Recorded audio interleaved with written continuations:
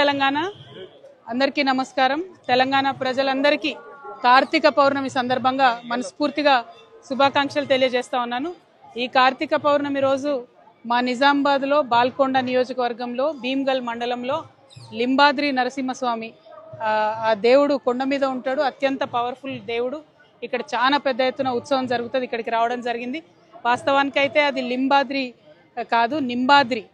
మొత్తం కూడా వేప చెట్లు ఉన్నాయని చెప్పి నింబాద్రి అంటారు. రాను రాను లింబాద్రి అయింది. చాలా మహిమగల దేవుడు అని చెప్పి అందరం కూడా ఇక్కడికి వస్తాం.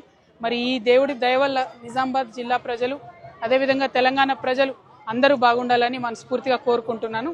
మరి ఇక్కడి నుంచి అనేక మంది కాంగ్రెస్ పార్టీ నాయకులు ఉన్నారు. ఈ మండలానికి సంబంధించి అన్న మహేష్ కుమార్ గౌడన్న గారు ఉన్నారు.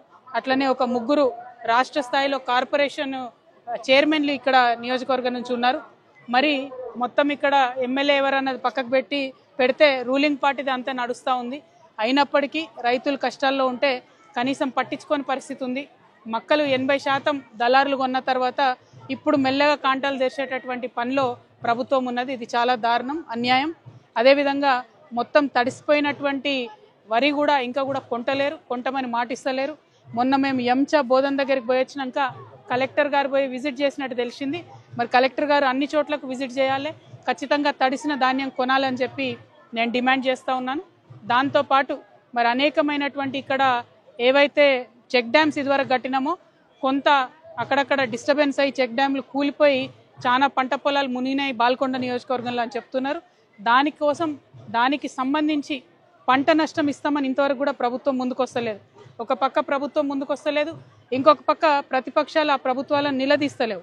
సో నేను ఇక్కడ ఉండే స్థానిక ఎమ్మెల్యే గారిని కూడా డిమాండ్ చేస్తున్నా, మీరు ముంపుకు గురైనటువంటి ఆ గ్రామాలకు వెళ్ళాలి, ప్రభుత్వాన్ని నిలదీయాలి, అక్కడ ఉండేటటువంటి పంటలకు నష్టపరిహారం వచ్చే విధంగా ప్రయత్నం చేయాలి. లింబాద్రి గుట్టకు సంబంధించి మరి ఇదివరకు కేసీఆర్ గారు నరసింహస్వామి భక్తుడు కాబట్టి ఆయన ఒక 5 కోట్ల రూపాయలు ఇచ్చి డెవలప్ చేసిండ్రు.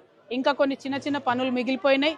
ఉదాహరణకు మా ఆడబిడ్డలకు పైన చేంజింగ్ రూమ్స్ కానీ బాత్రూమ్స్ కానీ ఇటువంటి వసతులు లేవు, వాటిని చేయాలి. పైగా ఎవరైతే వంశపారంపర్యంగా ఇక్కడ అర్చక స్వాములు ఉన్నారో వాళ్ళందరికీ అడ్మినిస్ట్రేటివ్ ఆఫీసు కింద ఉంది, అది కూడా పూర్తి కాలేదు. ఇంకొక 20-25 లక్షల రూపాయలు అయితే పూర్తవుతుంది. సో మహేష్ కుమార్ గౌడన్న గారు మరి దీని మీద, ఈ ఆలయం మీద, మన మండలం మీద ప్రత్యేక దృష్టి పెట్టి అన్ని వసతులు కల్పించాలని చెప్పి డిమాండ్ చేస్తూ ఉన్నాము. Thank you. జై తెలంగాణ.